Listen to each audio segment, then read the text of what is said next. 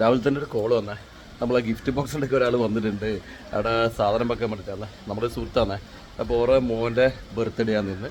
അപ്പോൾ അതിന് ഗിഫ്റ്റ് ബോക്സിൽ കുറച്ച് അരിയും മറ്റു സാധനങ്ങളൊക്കെ വെക്കാമെന്ന് പറഞ്ഞിട്ട് വിളിച്ചിട്ടുണ്ട്.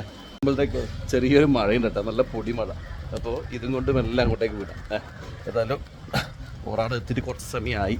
അപ്പോൾ മഴ കുറച്ച് കുറയുമെന്ന് വെച്ച് കാത്തുനിന്ന് നടക്കുന്നില്ല. ഏതായാലും മഴ കൊണ്ടാവട്ടെ ഇന്നത്തെ യാത്ര. അതെ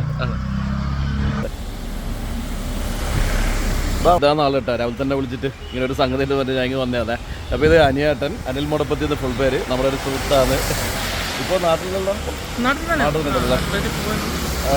അപ്പോൾ അടുത്താഴ്ച ഗൾഫിലേക്കെല്ലാം പോകണം. അപ്പോൾ ഇതിൻ്റെ മോൻ്റെ ബർത്ത്ഡേ അല്ല, ഇതാണ് നമ്മളെ ബർത്ത്ഡേ അല്ല കേട്ടോ. അപ്പോൾ ഇന്ന് ഒരു നല്ല കാര്യം ചെയ്യാൻ ഇങ്ങനെ വിളിച്ചപ്പോൾ ഞാൻ പറഞ്ഞു ഓക്കെ എത്താമെന്നും പറഞ്ഞിട്ട് അങ്ങനെ വന്നതാണ്. അപ്പോൾ അതിനായിട്ട് നിങ്ങൾ തന്നെ വെച്ചോല്ലേ, ഇവരെ കൊണ്ടിട്ട് വെച്ചോട്ട് ചോദിക്കുന്ന ഗിഫ്റ്റ് ബോക്സിൽ. ഏതായാലും അത് തുറന്നിട്ട് വെച്ചാൽ മതി. സാധനം വെക്കേണ്ട സ്ഥലമുണ്ടോ? കുറേ തുണികളൊക്കെ വന്നു. ഉണ്ട് കേട്ടോ, നല്ല ഒഴിവുണ്ടല്ലോ. ചെറിയ മഴയുണ്ട് കേട്ടോ, നല്ല സുഖമുള്ള മഴ.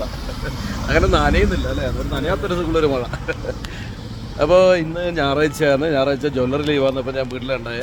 അപ്പോൾ ഇവരെ വിളി വന്നപ്പം വേഗം ഇങ്ങോട്ടേക്ക് വന്നതാണ്. എന്തായാലും നമ്മുടെ മോനെ എല്ലാവിധ ആയുരാരോഗ്യ സൗഖ്യം ഉണ്ടാകാൻ വേണ്ടി ഞാൻ പ്രാർത്ഥിക്കുന്നത് പോലെ എല്ലാവരും ഒന്ന് മോനെ വേണ്ടി പ്രാർത്ഥിക്കാമെന്ന് പറയാനുള്ള.